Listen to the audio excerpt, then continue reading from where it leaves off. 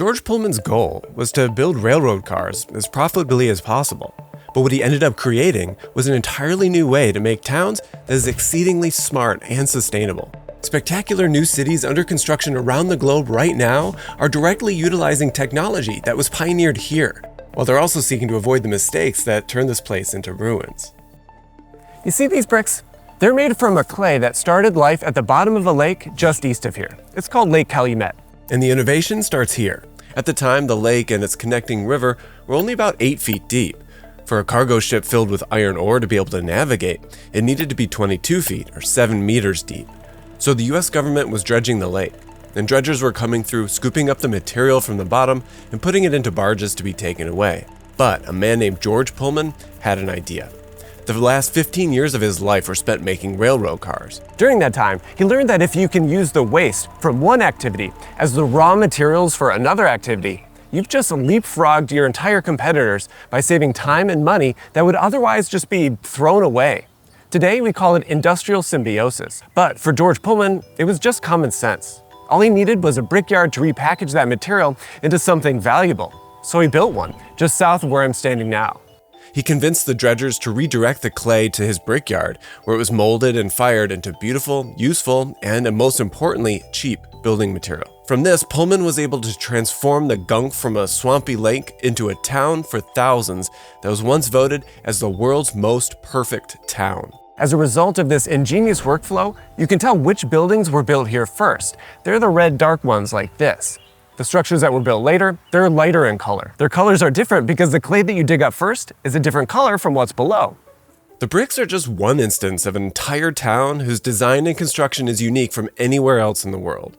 The town was named Pullman after the man, the company, and the railroad cars that he built. Pullman is not just a company or industry town. It is the first place in the world where the town itself was built utilizing the principles and the processes of industrial production.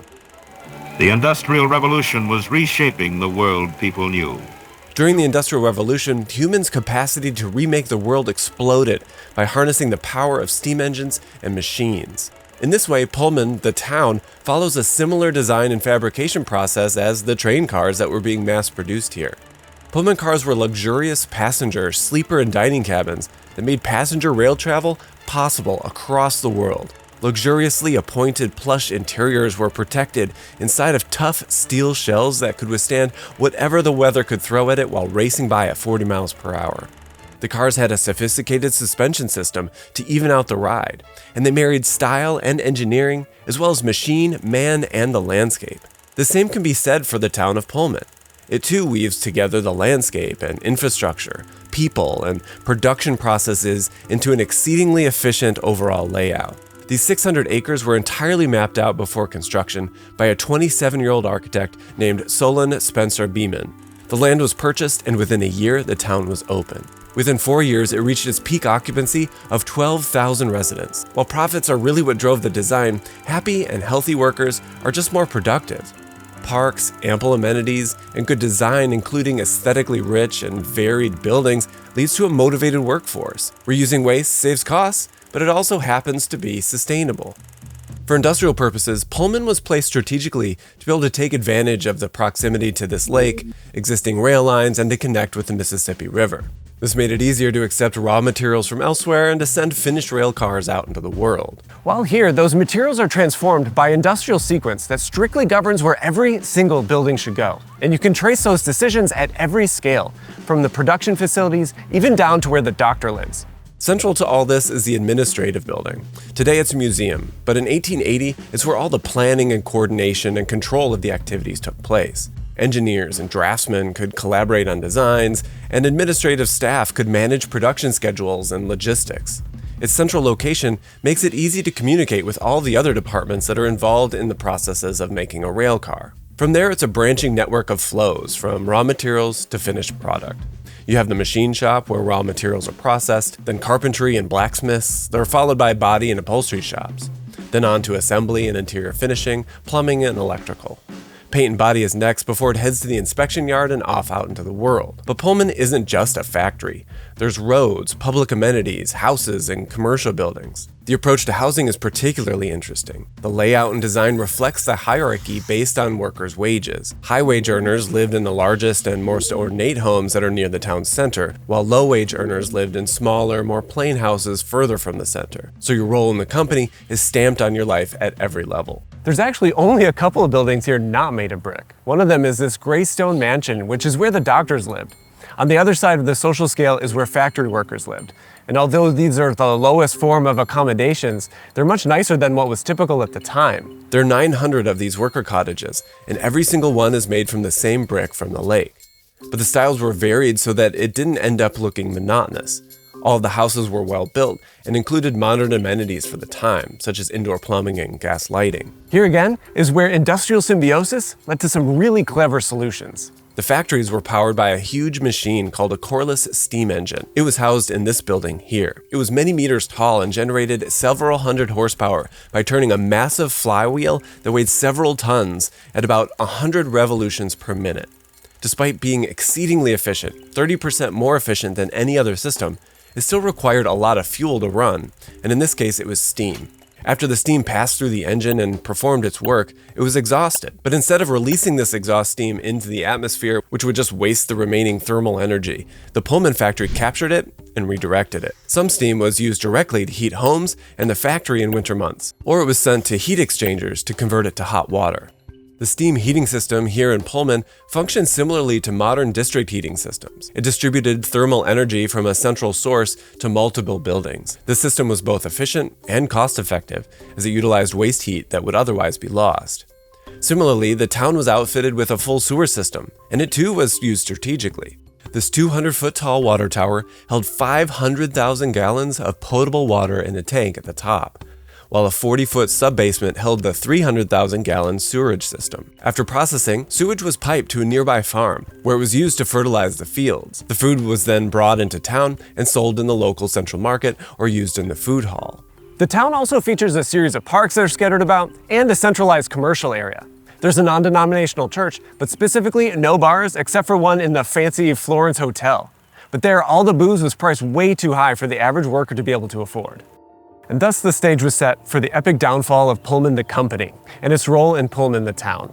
It wasn't just the liquor thing, but I'm sure that didn't help at all. The short version is that everyone living and working here got fed up being controlled and exploited by management. So they staged a huge, world-famous strike in 1894. The court ordered Pullman to sell everything except the factories. After World War II, the US government broke up the company for being a monopoly. But by then, anything rail-related was doomed anyway, and the company shriveled until it closed its location in 1950. The scale of this area and subsequent collapse of Pullman cannot be overstated. The conflicts along the way have shaped labor relationships in this country ever since. Here too is why I think this area is such a critical example to understand how urban forces work at large, especially for planned cities. So, what happened when the planned city just didn't go according to plan?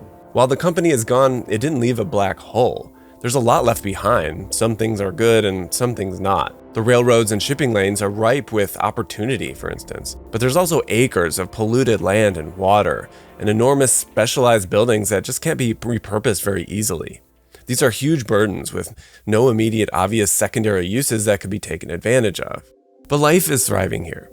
The remaining original structures are protected as historic landmarks. Finding funding to realize everything is a challenge, but things are marching forward, and nearby parks make the unique landscape accessible while the pollution from years of industry is being flushed out. I imagine an image of a fish dying in a pond and sinking to the bottom, becoming food for an entire ecosystem to be able to engage. And to be clear, I'm not calling the town the dead fish. The town is more like the full ecosystem. The dead fish is more like the infrastructure that was left behind by the Pullman company.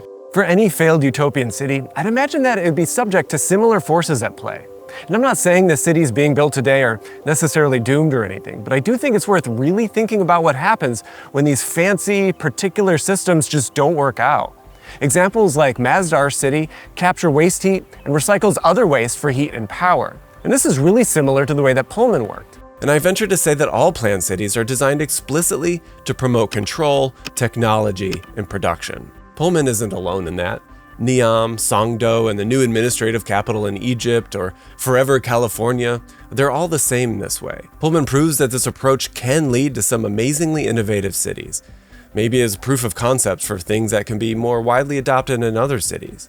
But make no mistake, these instant cities are designed with a narrow mission and with very little room for compromise when things just don't go according to plan. Regular cities that have developed over time are naturally more resilient.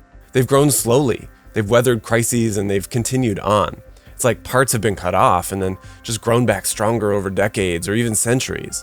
Cities built from scratch, they don't have that luxury. But Pullman is a great example of how cities might live on even after the initial plan falls apart. It's like that ecology at the bottom of the lake that I talked about earlier. Not just coincidentally, Pullman itself was originally built with the material that came from the bottom of a lake. And now that same material can find new uses for entrepreneurial spirits. My hope is that all cities, and especially the ones being built right now, might find such a life. Today, companies like Gotham Greens have leveraged this infrastructure by growing food on warehouse roofs.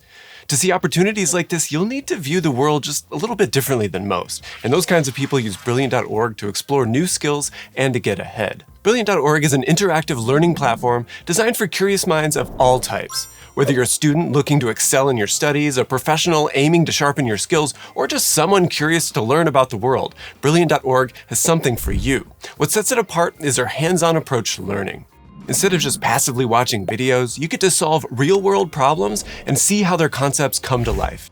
In some ways, it's a bit like how Pullman dredged clay and turned it into a thriving town. Brilliant helps you take abstract concepts and transform them into tangible understanding.